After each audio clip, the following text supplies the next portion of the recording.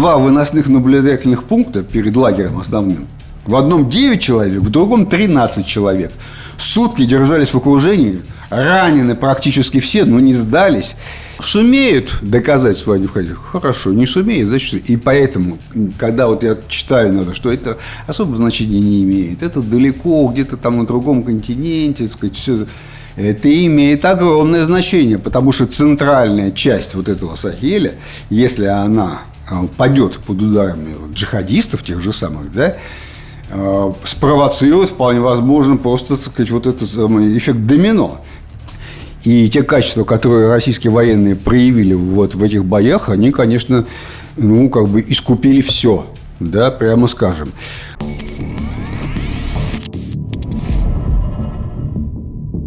Всем привет! Вы снова на канале Ширяев и Ширяев, где я журналист Евгений Ширяев и мой отец военный обозреватель Валерий Ширяев. Обсуждаем последние события. Здравствуйте. Ну, помимо событий, тенденций, которые мы будем обсуждать на российско-украинском фронте, мы остановимся на этот раз на событиях еще и в Африке, поскольку в зоне действия африканского корпуса в Мали происходят совершенно драматические события, и мне они прямо вот, ну, лично по моему мнению, чрезвычайно напомнили историю колониальных завоеваний царской России. Уделим этому внимание сегодня.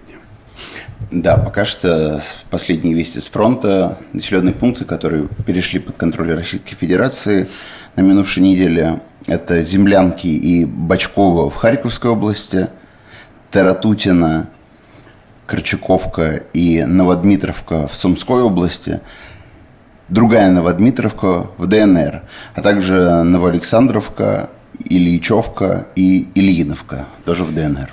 Поскольку вот, значительная часть населенных пунктов, которые ты назвал, они располагаются на самом севере Сумской и Харьковской областей, то есть ближе к границе, да, мы видим, что группа войск «Север» продолжает отгрызать небольшие куски, как мы это все и описывали уже неоднократно. Вот, но как их называть? Они уже сейчас сливаются в полосочки такие, знаешь. Все-таки, ну, буферные зоны, конечно, это не назовешь.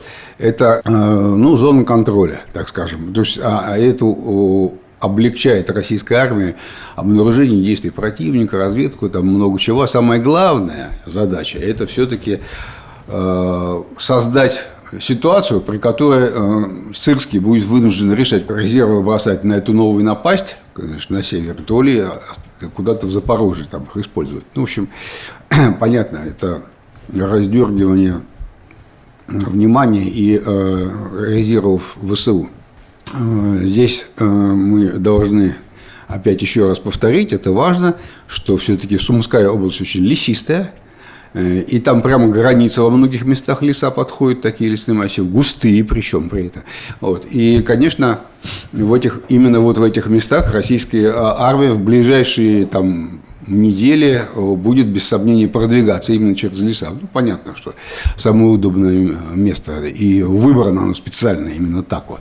Ну, в районе Купянска российская армия продвигается на восточном берегу Оскола, выдавливает оттуда подразделения Украины, и, в общем, продвижение за эту неделю уже еще одно уверенно. То есть мы уже неделю за неделей констатируем, что медленно в сторону Оскола фронт движется, и там российскому командованию есть о чем докладывать. Ну, российская армия находится в продвижении вот на этом плацдарме. Украинская армия, конечно, снабжение там для нее затруднено. Бои идут сейчас уже возле Ковшаровки, это уже совсем действительно близко к Купинску-узловому, о котором столько сказано, пересказано. Но вот косвенные признаки. Мы говорили в прошлый раз, что в районе Купинска украинская администрация объявила об эвакуации. Да, и это вот для нас признак наступления. Вот опять-таки, сейчас по результатам расследования снято с должностей командира 14-й бригады Украины ВСУ и 10-го армейского корпуса за недостатки в снабжении войск на восточном берегу в смысле Оскола. Это плохое снабжение, значит, послужило причиной ухудшения ситуации, и пришлось оставить там некоторые позиции. Ну, то есть, фактически, за отход с позиций были сняты 2 больших начальника. Это для нас вот точно совершенно не надо никаких карт смотреть, там закрасов, все понятно. Ну, в том месте, где есть вот был когда-то Добропольский выступ, Гришина полностью занято, северное Невое, вот там идут, конечно, за Белецкое тяжелые бои, потому что Украина туда перекинула срочно резервы. Да. Почему вдруг они решили, что вот этот вот прям участок стоит резервов, я не могу сказать, у меня даже нет, честно говоря, версии никакой. Но, тем не менее, вот они вцепились там, и все затормозилось. Переходим к Лиманскому направлению. За эту неделю украинцы предпринимали множественные контратаки. Вот только контратаки, тактические действия. И, в общем, Сосновая и Светогорск находятся в серой зоне теперь. Я так и не сумел установить их точный статус. Для меня вот они в серой зоне. В общем, там все не просто для российской армии. Самое главное, вот это наступление на Лиман, его нельзя отменить, потому что без взятия Лимана нечего и думать даже о развитии наступления там вглубь на Славянско-Краматорскую агломерацию с севера. Это ключевой город, все, его обязательно надо брать. Еще чуть севернее Лимана российские войска ведут бои за Боровую и уже вошли в село. Есть свидетельство этому, там видео подтверждение. Но, в общем, это все целиком идут бои за плацдарм на восточном берегу Оскола. А Лиман сам как город, он важнее всех этих боев. И он пока никак нельзя его отметить в качестве, так сказать, там, места на карте, которое полностью контролируется российской армией. Вот никак, это украинская зона. Если говорить об общей ситуации вообще по всему фронту, то все обозреватели, исследователи отмечают один момент. Резко увеличилось количество применения авиационных бомб, тех самых ФАБов, по всем участкам, по самым главным. Но это о чем говорит? Перед тем, как наступать, командование стремится максимально там, изничтожить все силы противника, живую силу и технику, вообще все, что можно. И для этого применяется очень активно вот ФАБы. Если увеличилось количество авиабомб сброшенных, это точно совершенно говорит о предстоящем начале наступления. В Константиновке оно уже началось. То есть, как бы, активное применение авиабомб – это все, это маркер, что наступление начинается.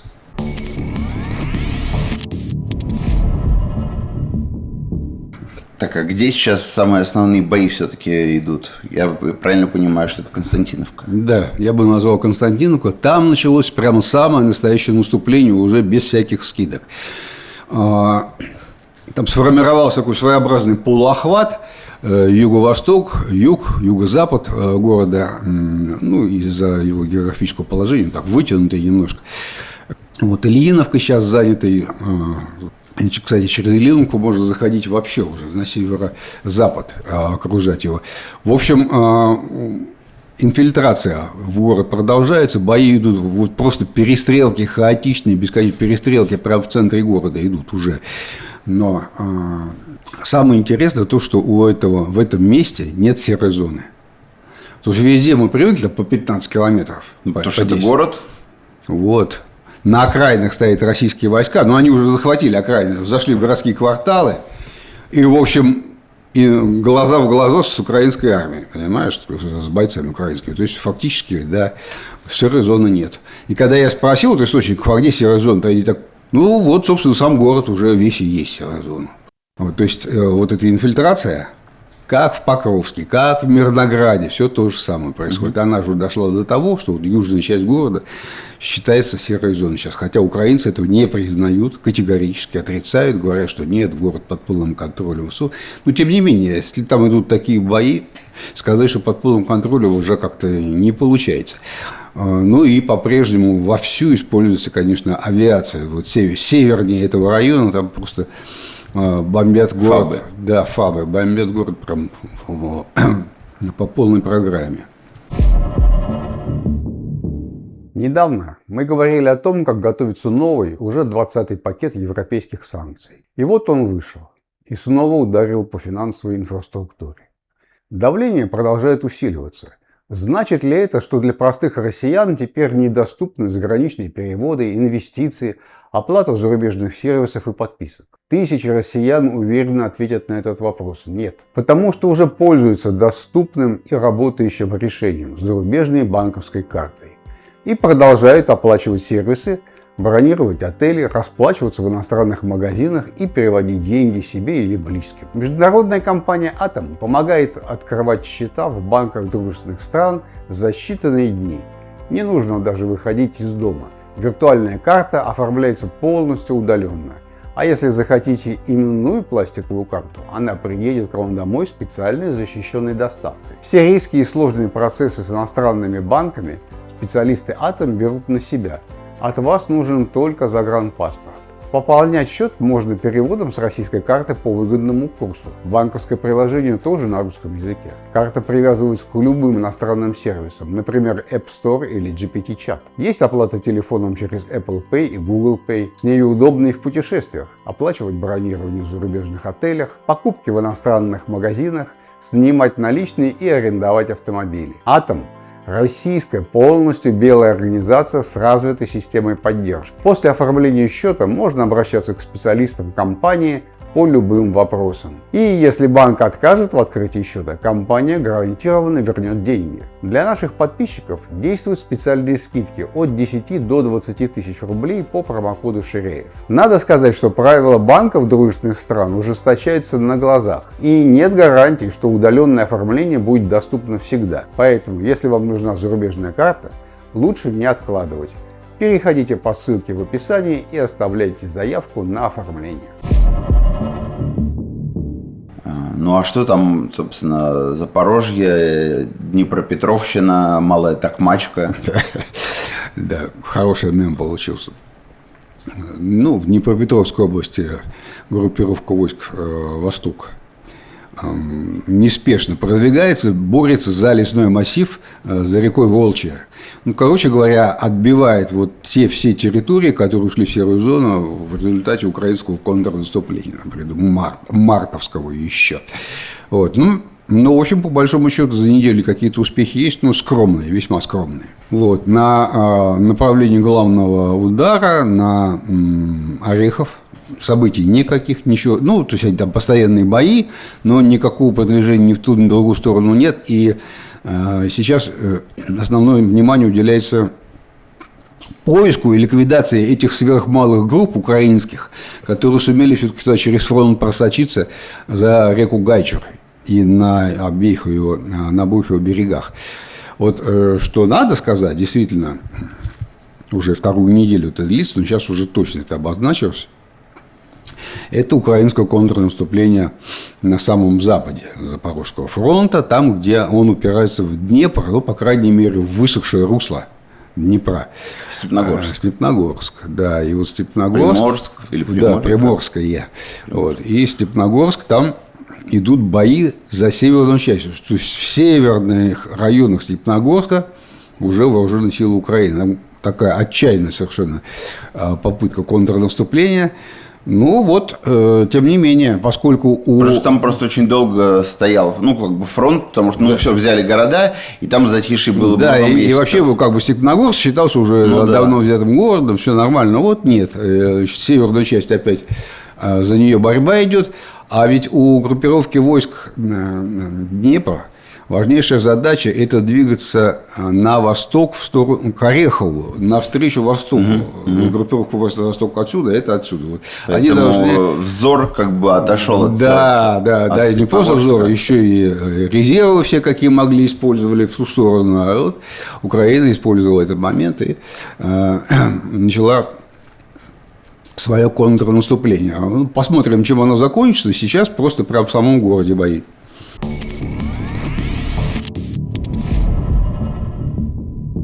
Одно из самых значимых событий прошедшей недели – это удар по Туапсе. Ну, не только по Туапсе. Со стороны Казахстана залетели беспилотники украинские, напали на Орск, а потом дальше в Пермь полетели. В общем, целая серия таких ударов знаковых. Да?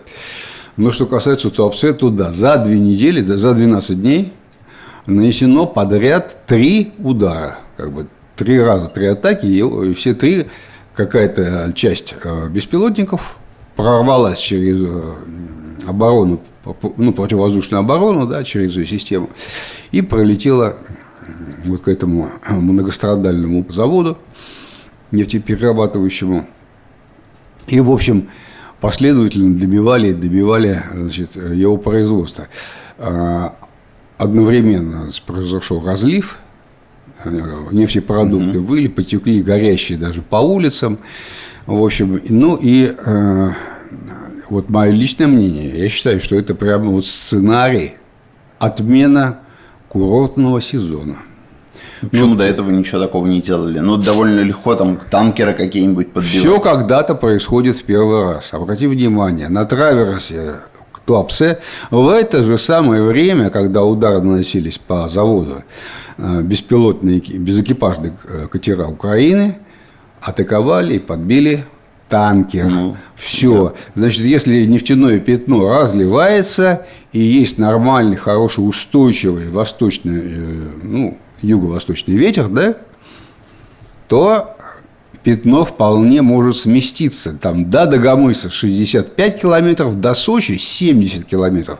В принципе, при хорошем ветре это пятно дойдет до Сочи достаточно быстро, несколько дней, и все. Аналогичные случаи были у нас, мы знаем, в Анапе, когда разлились, да, так сказать, не по военным причинам, разлилась нефть, там танкеры пострадали во время шторма. Ну и атаки на Феодосию, в принципе, в голове вот есть такая мысль, мое убеждение в том, что помимо просто ударов по нефтянке, по энергетической инфраструктуре, есть еще и идея испортить купальный сезон. Да, это деньги живые. Если Сочи будет пустой все лето, там очень много денег, так сказать, не заработают, да, не будут налоги уплачены и так далее. Все. Нет, это серьезно, вполне серьезно. Но пока не получилось. Я просто вижу по действиям украинского командования, что такая галочка у них в плане есть точно. Вот на этой же неделе были нанесены удары через Казахстан. В Казахстане упали дроны. Значит, украинские, есть видео, как там местные следователи все это разбираются с этим. Не первый случай. Уже я нашел как минимум 6 сообщений прошлых о падении украинских дронов в Казахстане. То есть такая достаточно проторенная дорожка. Но российско-казахская граница же не сильно охраняется. Вообще не охраняется. Там вообще ничего нет, ни одного пограничника. Я уж не говорю про зенитные там системы. Нет, в смысле, подожди. На Алтае буквально ты въезжаешь в пограничную зону и приграничную эту зону. Пограничники, ты о чем? Нет, на границе с Казахстаном нет никаких погранзастав, ничего нет. В общем-то, там есть формальные пограничники, которые за это отвечают, но если ты в чистом поле походишь по степи, то там не шибко ты заметишь пограничников. Я уже не говорю про зенитные комплексы какие-то, которые там стоят. Это прокладывание маршрута беспилотников через безопасную зону. Ты летишь в чужой стране, в третьей стране, которая точно тебя не будет сбивать, там ничего нет, тебя никто не ждет, и ты значительную часть своих беспилотников сохраняешь. Они не гибнут от огня ПВО, летят в безопасной зоне фактически. Вот. И это очень похоже на самом деле на пролет через Прибалтику. Что мы там имеем? Карликовые страны, буквально, в которых каждый метр просматривается по сравнению с Казахстаном. Но там что произошло? Там тоже упали последовательно в Литве, в Латвии, в Эстонии упали эти дроны. Обрати внимание, украинцы не умеют делать дроны, которые не падают. Они везде падают. Они в Казахстане падают, они в Прибалтике, они в Финляндии падают. И это и есть главные улики. Вот сам дрон, собственно говоря, он лежит в курятнике. В курятнике, да. Вот и все. То есть, это свойство, их ненадежность, оно является важным элементом расследования. В общем, короче говоря, мое это мнение какое. И когда мы соединяем эти места, это случилось в один день, нужно выдвинуть трезвую версию. Почему так произошло? Раньше не было, через Прибалтику Теперь говорят, это спуфинг. У них башка закружилась, у этих дронов, от того, что российский прибор радиоэлектронной борьбы на них так подействовали. На самом деле, а что-то раньше не кружилась башка-то, да? И в Казахстане тоже нет ничего. Нет, я так убежден, что просто какая-то часть полетела через Россию, как обычно, а ударную группировку дронов, ударную, которая должна была выйти прямо на Усть-Лугу и Приморск, пустили безопасным маршрутом через эти 3 государства в критический момент, потому что резко поднялась цена на нефть, и Зеленский решил срочно остановить отгрузку танкеров у Усть-Луги и так далее. Так сделать это гарантированно. И для этого сказать, в этот раз мы полетим через 3 страны. Вот в этом смысле для меня Украина – это Израиль. Вот в буквальном смысле слова. Вот во взаимоотношениях с союзниками, с третьими странами Израиль делает так, как считает нужным. И ни с кем абсолютно не советуется, и ему по барабану мнение там, Трампа, любой администрации Соединенных Штатов, все.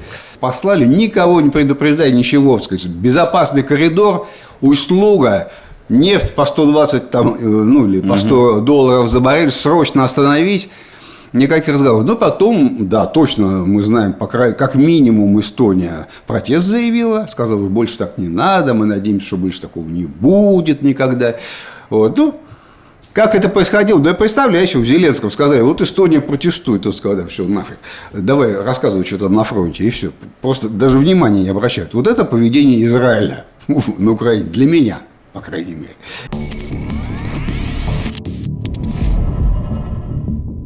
В прошлом году у нас был очень масштабный парад на 9 мая, мировые лидеры. В этот раз все будет камерно, скажем так.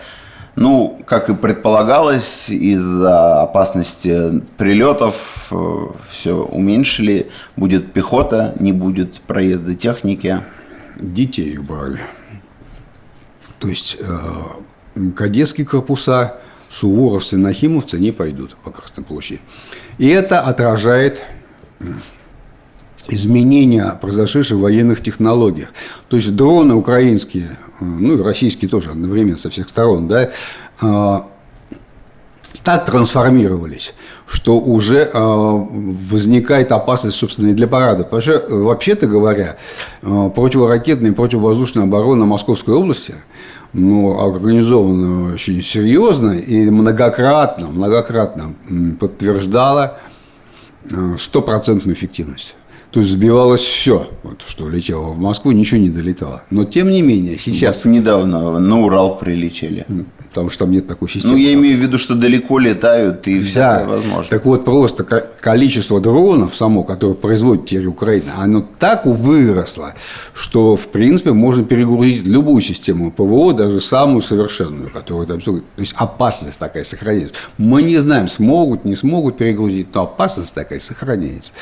И Кремль прореагировал на эту опасность, принял такое компромиссное решение. Совсем отменять парад никак нельзя. Фице же приедет, обещал. Вот. А каким-то образом купировать угрозы можно. В первую очередь что? Технику убирает с парада. Почему? Помнишь историю, как во время парада танк «Армата» остановился и блокировал весь парад. Вот один дрон в какую-нибудь машину, в танк там попадет вот на Красной площади, и весь парад встанет. Из-за одной машинки просто парализовать весь вход, устроить вселенский позор, по все это под фотографии, под видеосъемку западных журналистов, достаточно одного попадания. Прямо в технику посередине Красной площади. Поэтому все убрали. Я думаю, что инструкции всем участникам парадов в коробке парадной уже раздали, что делать, если дрон летит, как они должны действовать. Вот, наверное, вот так вот.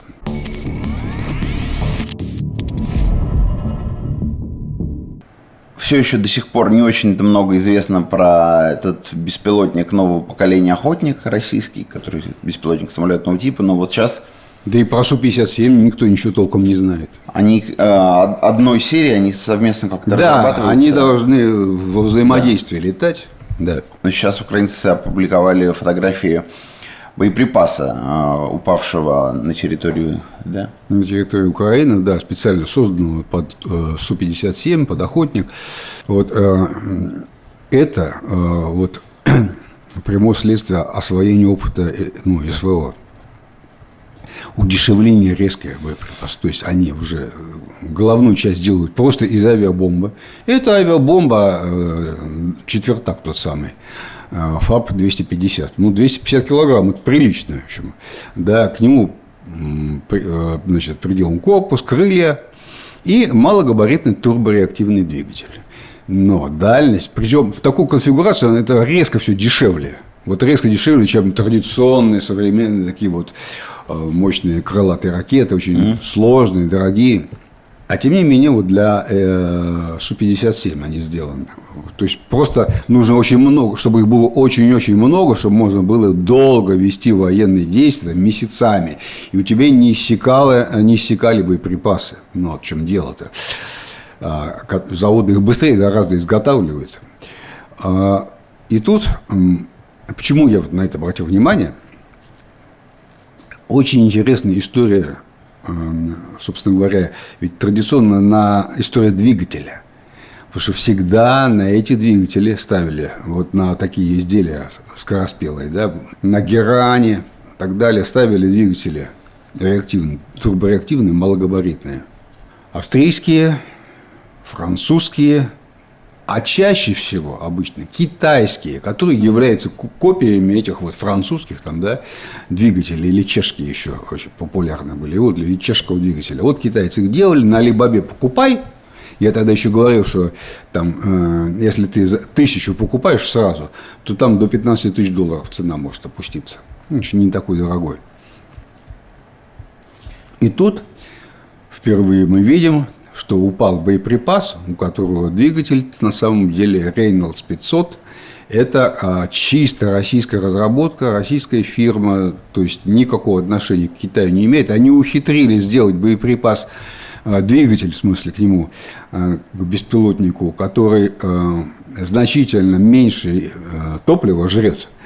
Вот, высокая эффективность, и у него без ремонта он может летать очень долго. И это, конечно, очень такой важный факт, что сделали-то участники на самом деле. Это компания никакая не государственная, это молодые ребята, выпускники Бауманского института, два Никиты, Гусев и Королев. Вот они сейчас вот все это затеяли, и у них получилось. И сейчас вот прошла информация, что вроде бы как они объединяются с Ростехом. Я не знаю, что это означает. Ростех их поглотил или что, но им сейчас ни в коем случае нельзя продаваться государству, так сказать, объединяться и так далее, вот прямо идти в полное управление, потому что как стартап они получили уникальную сейчас ситуацию, ну, я имею в виду, что их двигатель для беспилотников востребован, и горечки, они молодцы какие, у них же там целая линейка двигателей, это не один далеко. Вот. И это вот то, что российская оборонка может противопоставить украинской оборонке. Но вот при этом еще раз надо подчеркнуть, что это частники.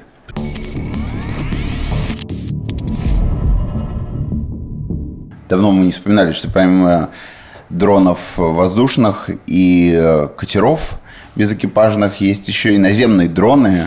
Здесь как-то новый этап вроде наступает. Потому что Зеленский выступил и сообщил, что дал приказ вот в этом году, в текущем, произвести 50 тысяч наземных дронов. Это очень много. Значит, если там минимальная цена у них 15 тысяч, то это получается 750 миллионов долларов. Это нижняя планка, а если чуть дороже, пусть миллиард. А с другой стороны, они сейчас 90 миллиардов получили евро помощи, да, из-за границы. Почему нет, собственно говоря? Вполне может это все и получиться. Ну, что такое 50 тысяч дронов? Во-первых, они доставляют на фронт боеприпасы, воду, еду, вывозят раненых, они минируют поле боя, значит, их используют.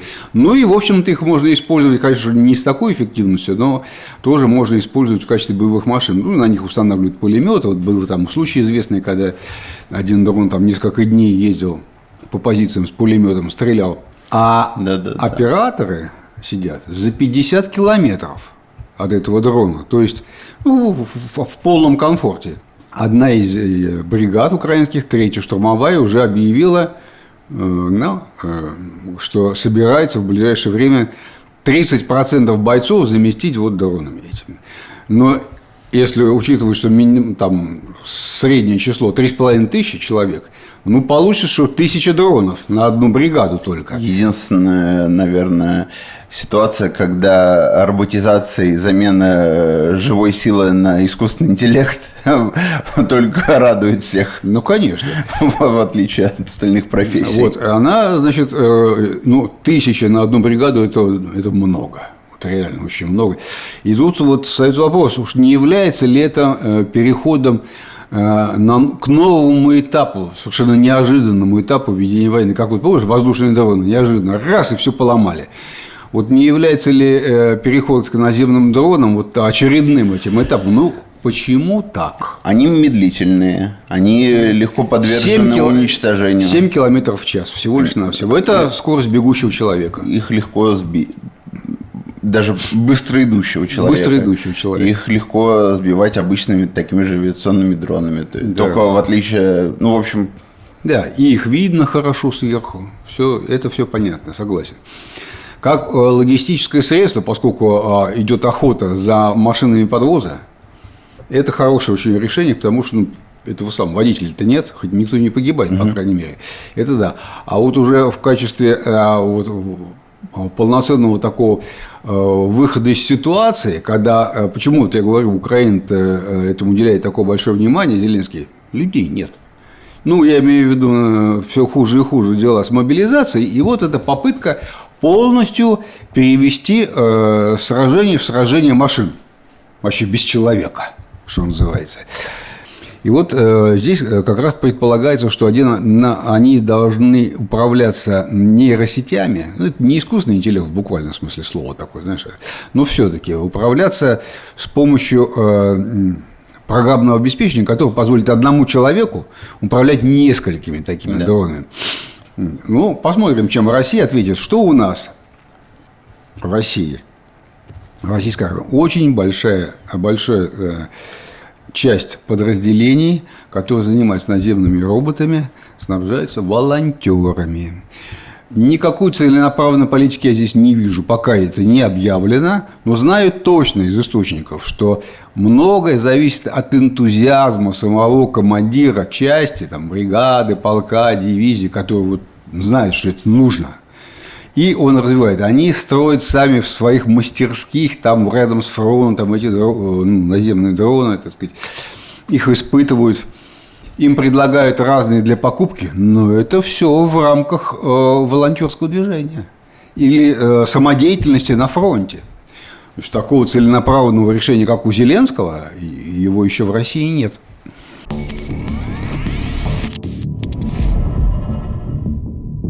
Главное событие в военной сфере, которое обсуждалось всю эту неделю с выходных, это, конечно, событие в Мали. Африканский корпус российский дислоцирован там. Джихадисты вместе с бедуинами, с туарегами организовали нападение на крупнейшие города страны, чтобы сместить местную власть. Встретили сопротивление в лице российских военных, африканского корпуса. После того, как туда, после французов, в эти все государства. Ведь африканский корпус не только в Мали стоит, он там и в Буркина-Фасо, там есть другие государства вокруг, Центральная Африканская Республика. Но Мали, она как бы в центре этого всего стоит, конгломерата государств, арабского района. Между ними почти нет границ, они, ну, такие вот, как мы привыкли понять, границ, потому что там легко перейти из государства в государство. Но это несколько стран, которые находятся, на территории которых приходится вот эта вот смена ландшафта между пустыней, Сахарой и уже субтропической Африкой, да, Черной Африкой. Сахель, так называемая, вот зона Сахеля, она является объектом пристального внимания всегда около идеальных государств. И, в общем, после того, как вот Пригожин пришел со своим Вагнером вот в эти места, значит, он заключил договоры с местными там князьями, диктаторами, законно избранными президентами, не имеет значения, да, со всеми, он взял под свою опеку, значит, местные режимы на простом договоре. Вы мне позволяете эксплуатировать ваши полезные ископаемые, переписываем на меня там, или на моих родственников, там, неважно, каких-то нужных людей, какие-то доли акций, там, рудников, шахт, там, и так далее. Все, я из этих денег содержу Вагнер на территории Африки, и, соответственно, вам гарантирую, что вас никто не сбросит. Там же вот в этих зонах перевороты военные, господи, каждый там отчетный квартал переворот. До этого там были французы, не очень, прям скажу, французы внушали надежды местным этим всем правителям. И тут мы обязательно должны сказать, что в Мали африканский корпус защищает правительство узурпатора.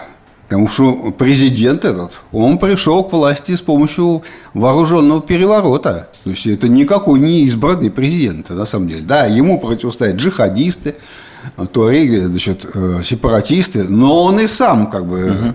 Вот. Но, строго говоря, большая часть населения Мали – это чернокожие, да, африканцы, которые, они не, в большей своей части не мусульмане, и они не испытывают никаких симпатий к этому джихадистскому движению. То есть, у джихадистов там нет мощной такой вот основы, как, знаешь, вот в Афганистане, например. У них какая-то часть населения.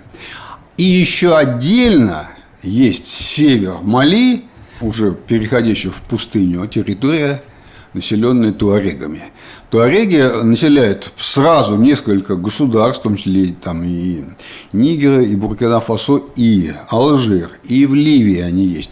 То есть, вот этот вот такой кусок населен чрезвычайно воинственными людьми, формально они мусульмане, на самом деле никакие они для нас вот, политически не исламские фундаменталисты, а это вот сепаратисты, которые мечтают о своем государстве всю жизнь, называют они его Азават, ну так, будущее государство, да. Чем-то их можно сравнить, вот их сравнивают с курдами, потому что курды тоже средненизкие государства, рассредоточены, тоже такие вполне воинственные, они не похожи на курдов совсем, это вот чистые кочевники. В городах почти, плохо они живут, не дружат они с цивилизацией. Скорее я бы их сравнил с пуштунами, которые разделены между Пакистаном и Афганистаном, как мы знаем, абсолютно не признают вот эту границу между Пакистаном и Афганистаном. Это у них вот общая родина. Все. Вот у туарегов то же самое. Они по-настоящему могут использоваться союзниками в качестве боевой силы такой настоящей, в отличие от чернокожего населения Мали, которое уступает им вот по боевым качествам во всем. Просто армия Мали никакая. И когда Пригожин привел вот туда ЧВК «Вагнер» и попробовал реализовать эту схему, ваши полезные ископаемые в обмен на мои гарантии вашей безопасности, да, он уже тогда, в общем, все это показывал, позиционировал как просто помощь в обучении, оснащении, то есть инструктора и так далее. То есть армию Мали надо поднимать. Ну, конечно, вот этих вот попыток местные армии развивающихся стран довести до какого-то более или менее приемлемого уровня было много. То есть армия Мали ничем не лучше. Я имею в виду местные. На нее, в общем, надежды никакой нет. И поспудно все вот эти царьки местные, они как раз надеялись на российского солдата, который пришел на их землю с оружием. Ну, все, вот мы тебе дали наши золотые прииски. А в Мали главный актив был Пригожина. Золотые прииски на юге и на западе страны, в зоне вот чернокожего, где поживает чернокожее население уже южнее речки. И когда Пригожин, по официальной версии, погиб в авиакатастрофе, произошла смена собственности вот этих всех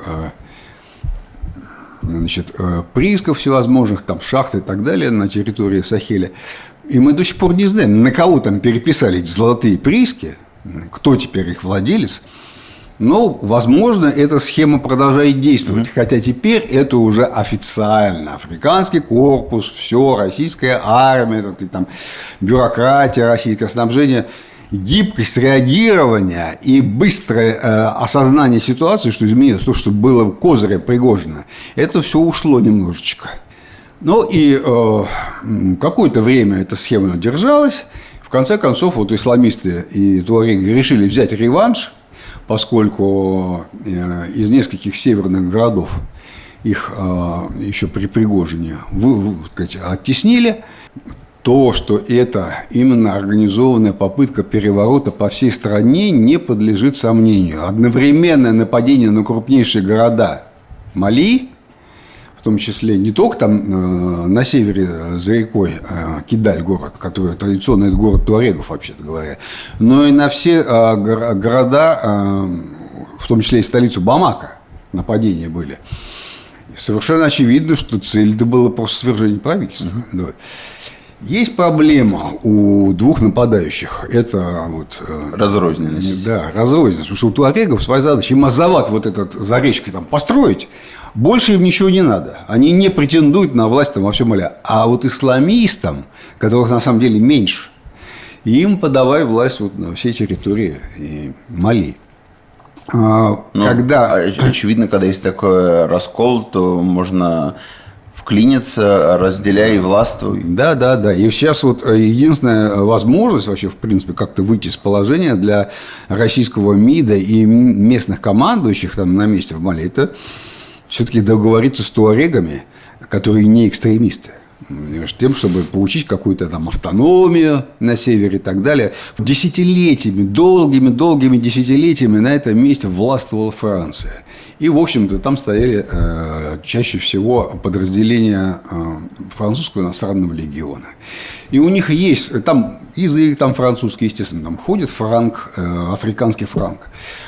Такая специальная международная валюта, созданная для постколониальных государств, входивших раньше в Французскую империю. У них, у местных, так сказать, вот воспоминания об этих французах, они очень живые. И так далее. И в последнее время все меньше и меньше на них было надежды. Вот на французскую помощь вот в борьбе с такими, допустим, там, джихадистами, которые появились не так давно. И вот сейчас все государства Сахеля, где присутствует африканский корпус, смотрят на эту ситуацию в Мали и ждут, свергнут это правительство или не свергнут. Русские сумеют защитить или не сумеют? Не сумеют, значит, все, по всем государствам будет сделать вывод. Народ ненадежный, с ним можно не связываться. Русские. Да, они пришли на место французов и себя не оправдали. Главное, что от них требуется, сохранить власть пришедших власть там, местных хунт каких-то там или там, законных правительств, не имеет значения. Что вот уберечь от этих бесконечных переворотов государственных. Главная задача этих вооруженных формирований иностранных. Сумеют доказать свою необходимость? Хорошо. Не сумеют, значит, и поэтому, когда вот я читаю, что это особого значения не имеет, это далеко, где-то там на другом континенте, так сказать, все это имеет огромное значение, потому что центральная часть вот этого Сахеля, если она падет под ударами джихадистов тех же самых, да, спровоцирует, вполне возможно, просто, так сказать, вот этот самый эффект домино, когда и все остальные начнут, так сказать, прощаться с африканским корпусом. Это сейчас на карту поставлено многое, на самом деле.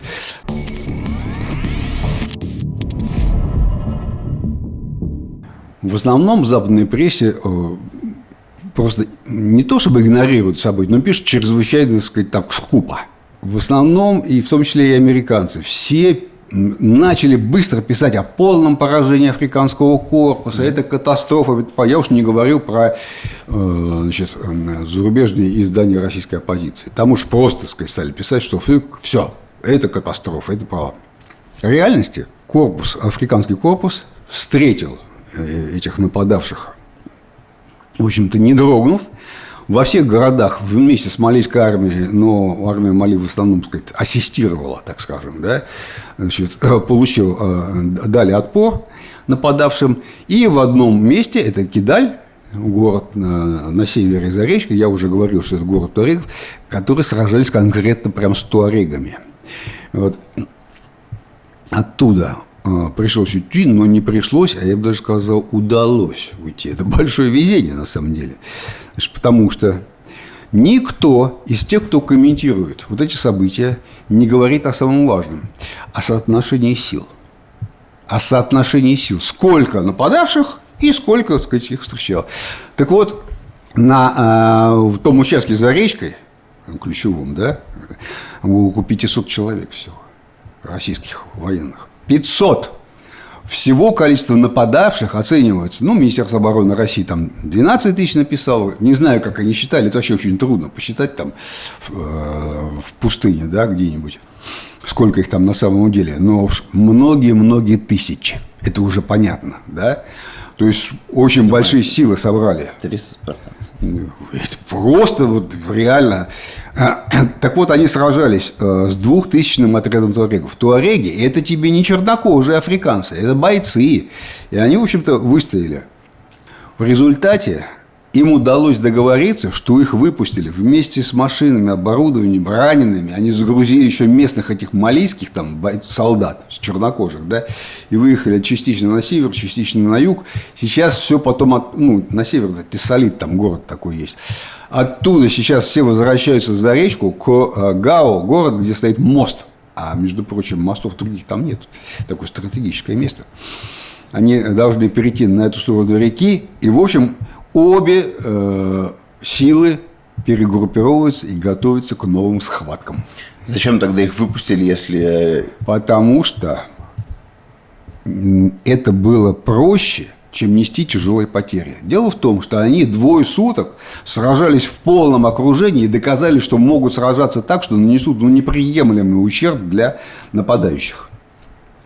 Я еще обязательно про это поговорю, чуть позднее, о этом личном примере. То есть, в общем-то, своим сопротивлением, они создали ситуацию, при которой можно договариваться на потом. Если бы они просто, так сказать, там, не оказались вот такими сильными бойцами, да, я имею в виду, что их бы никто не выпустил.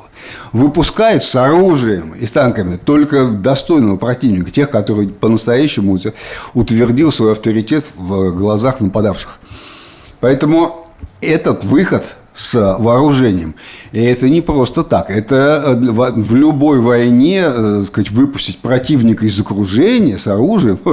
Нет, это серьезные очень последствия. И те качества, которые российские военные проявили вот в этих боях, они, конечно, искупили все, да, прямо скажем. Все может измениться. Там ничего не закончилось. То есть джихадисты могут возобновить свои попытки и так далее, учитывая, что местная армия Мали оказывает минимальное сопротивление. Они на самом деле оказались, их вот воспитывали российские инструкторы. В общем, по большому счету. Это, по-моему, повсеместно происходит, как абсолютно. И в Ираке, и в Афганистане. Абсолютно, да, именно так. И, в общем, поэтому протяженность фронтов очень большая. Пространство огромное, а личного состава, как я сказал, африканского корпуса совсем чуть-чуть. У джихадистов, наоборот, конечно, задача растянуть их силы по разным городам. Но, в общем, сейчас, конечно, востребован в первую очередь опыт маневренной войны. Там война, которую на Украине уже миллион лет не встретишь. Это было только в самом начале специальной военной операции, маневренная война. То есть, все зависит от скорости перемещения. Недаром все джихадисты на мотоциклах у нас. Скорость перемещения, маневр огнем, перенесение огня с одного места на другое, использование авиации как универсального средства, которое может накрыть любую группировку в любом месте. Да? И, в общем, используя вот эти умение работать в условиях маневренной войны, это то, на что африканский корпус может опереться, потому что у них это умение есть. И, конечно, надо сказать, что все-таки эти события были неожиданностью. То есть, понятно, что у армии Мали никаких боевых качеств и разведки у них никакой нет. Но, несомненно, любая колониальная армия в прошлые времена, всегда имела хорошо поставленную разведку среди местных, чтобы никакое движение, так сказать, повстанцев не было для них неожиданностью. Африканский корпус, без сомнения, должен обладать такой разведкой, судя по всему, у него ее нет. Вот. Или она есть, но не сработала. Слушай, ну вот тем не менее, Сирия, Венесуэла, Иран, может быть, Куба в ближайшее время, Мали. Все это, если не сфера влияния, то, по крайней мере, это страны, которые являются в той или иной степени российскими союзниками или партнерами. И это такой вот постоянные уколы в ребра с разных сторон. Кого? Ну, выглядит это так.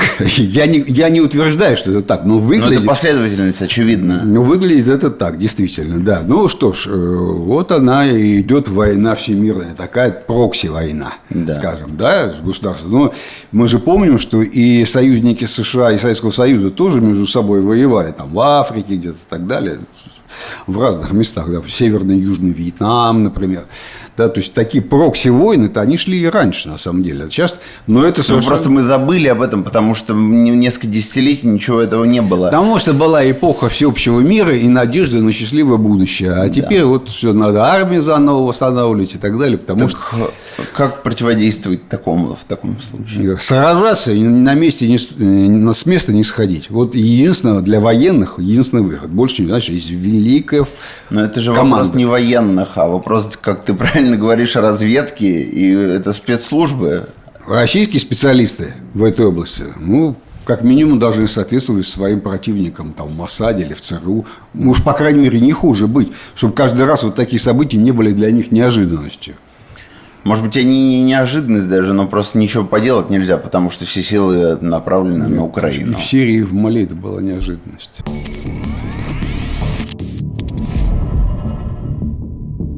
Но для того, чтобы понимать мотивы, которые движут российской политикой внешней в Африке, надо еще и историю помнить всегда, что не Пригожин пришел в Африку в свое время, нет. Огромное время назад туда пришел Советский Союз, потому что когда начали разваливаться британская, испанская, португальская и французская колониальные империи, Советский Союз по идеологическим причинам считал, что это начало возрождения человечества, построения социализма по всему миру. И он поддерживал африканские, так сказать, государства в стремлении к независимости. И туда Советский Союз, ну, во времена Хрущева уже пришел просто вот двумя ногами. Было большое количество совместных проектов. Мы рассказывали с тобой про Асуанскую плотину и так далее. Хотя это Египет, но тоже Африка вообще-то. Потому что интересов в Африке очень много в России. Вот, и не просто так. Ну, наверное, конечно, мы не можем сравниться с Китаем по инвестициям. Это прям страна, наверное, номер один. Но вообще очень много. Главный актив в Мали – это золотые прииски на западе и юге. Есть рудник Русала в Гвинее, золотые прииски Буркина-Фасо, добыча Роснефти у берегов Египта, Лукойл присутствует в Гане, Египте и Нигерии. В Южной Африке находится центр привязки спутниковой навигации ГЛОНАСС. Очень важная часть техническая всего этого комплекса, потому что и это для армии очень важно, потому что ГЛОНАСС является системой, которая в том числе и наводит высокоточное оружие. В Анголе 70% всей алмазной продукции, Ангола очень много алмазов поставляет, выпускается совместно монгольско-российским предприятием. В Гвинее сосредоточено 50% всех мировых запасов бокситов, разведанных запасов. Вот Русал вложил туда $500 миллионов и контролирует фактически через эти вот свои инвестиции половину мировых запасов бокситов. Ни много ни мало. Ну и не надо забывать, что совокупно вся Африка закупает вот вооружение, больше половины из них, это, ну и по крайней мере половина из них, это российское оружие тоже за деньги. Вот такие интересы многообразные. Даже если мы не говорим про арабские страны на севере Африки, просто сама вот Черная Африка уже имеет огромное количество экономических связей и так далее. Мы разговаривали, что, например, вот сейчас собираются строить атомную электростанцию в Эфиопии. И там, ну, вообще очень сильно развиваются российско-эфиопские связи. Вот это все наследие, оно развивается. Ну, и многие, конечно, смотрят во всем мире сейчас с надеждой, что рухнет как бы оборона африканского корпуса, значит, будет дискредитирована, значит, схема защиты российской, которую Россия предложила. Но, в общем, тут надо сказать, почему французы помалкивают. У них все-таки очень старая история вот своего иностранного легиона. Это вот то, что они там, даже если посчитать количество переворотов, которые Франция устроила там, в Сахеле, десятки, на самом деле. Просто очень большое количество переворотов. Французы там распоряжались, знаешь, как налево и направо. В 2012 году туареги уже провозгласили Азават. Они уже отбили север один раз. И даже другие города некоторые. И по санкции Организации Объединенных Наций французы ввели туда войска. Но как? Было там очень небольшое количество войск, там буквально несколько батальонов, ну, это совокупности, да. Главное, что они туда завели, это свою авиацию, которая, в общем, бомбила там кого могла. По большому счету кончилось это ничем, но центральное правительство получило поддержку, смогло каким-то образом укрепиться. И сейчас как бы идет такое заочное соревнование. Вот французская военная помощь была, а сейчас вот что русские покажут. Это важный такой момент. Вот все эти события, особенно вот бои в городе Кидаль на севере, где вот такой беспримерный случай произошел, мне очень живо напоминает вообще историю российскую военную, что царская империя, она тоже участвовала на самом деле в колониальном разделе мира, ну, непосредственно вот, захват Средней Азии. Там были похожие случаи. Странным образом это все связано у меня в сознании. Вот еще потом позднее, значительно позднее, Гумилев написал об этом стихотворении «Туркестанские генералы». Как все это происходило, да, они забыли дни тоски, ночные возгласы к оружию, унылые солончаки и поступь мерную верблюжью, поля неведомой земли и гибель роты несчастливой, и Учкудук, и Киндерли, и русский флаг над белой Хивой. Вот, обрати внимание, гибель роты несчастливых. Такими небольшими отрядами занималась Средняя Азия. Рота, сотня казачья. Вот, они разбивали 10-тысячные армии. Фантастические успехи. Но вот действительно за счет сплоченности, дружности и воинского мастерства очень высокого. Например, можно вспомнить случай знаменитый, когда сотню казаков выслали на разведку Василия Серова, под командованием Василия Серова, сотника. И они, не зная этого, не понимая, просто в поле, в чистом, в степи, там, да, столкнулись с основными частями Каканской армии. Ну, воевали с Каканским ханством, около 10 тысяч человек. И вот эта сотня, что они сделали? Ну, когда стало понятно, что они были уже окружены, они нашли там какую-то канаву, ров или сухой рык, я не знаю. Значит, они лошадей поубивали всех тут же. Вот. Они лошадей выложили впереди себя, как бруствер, и стреляли из лошадиных трупов. И вот эта сотня отбивалась, этого быть не может по всем как бы представлениям нашим о жизни и о войне. Но это случилось. Эта сотня воевала с 10-тысячным отрядом. И в дальнейшем они начали отступать, из них погибло 54 человека. Погибло. Остальные все были ранены, абсолютно. Им навстречу шел на выручку другой отряд, который потом отогнал этих каканцев. Но каканцы к ним даже приблизиться не решались из-за этого. Скакали вокруг кругами на конях, да, они отстреливались. И каканцы единственное, что могли, просто уродовали трупы упавшие. Вот сутки держаться в обороне, сотни против 10 тысяч. В дальнейшем даже специальный воинский знак наградной в память об этом бое был. Беспримерная вещь. И когда я вот в этом случае сотника казачьего Василия Серова читаю, я сразу мне в голову приходит на самом деле вот история в городе Кидаль, совсем только что произошедшая, где 2 выносных наблюдательных пункта перед лагерем основным. В одном 9 человек, в другом 13 человек. Сутки держались в окружении, ранены практически все, но не сдались.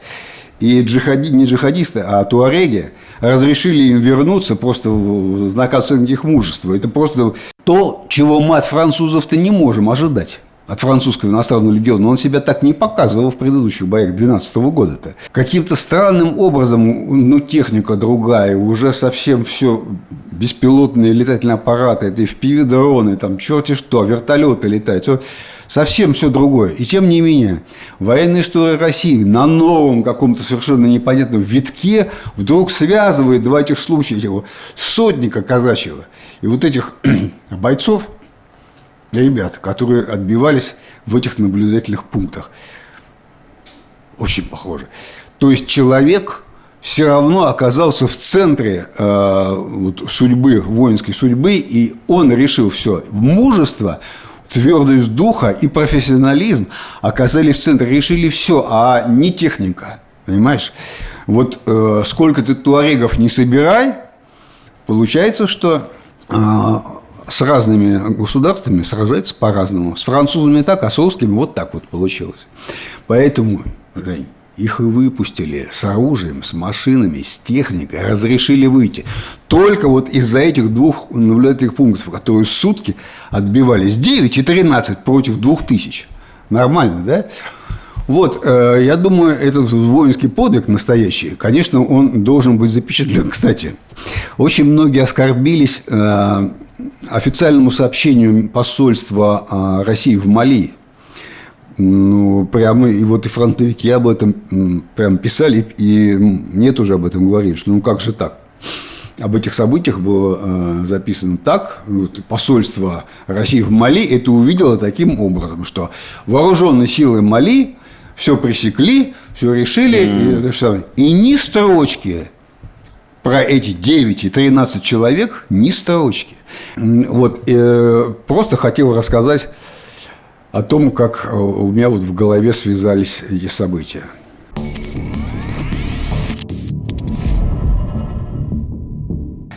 Ну, на этом у нас все. Спасибо, что посмотрели.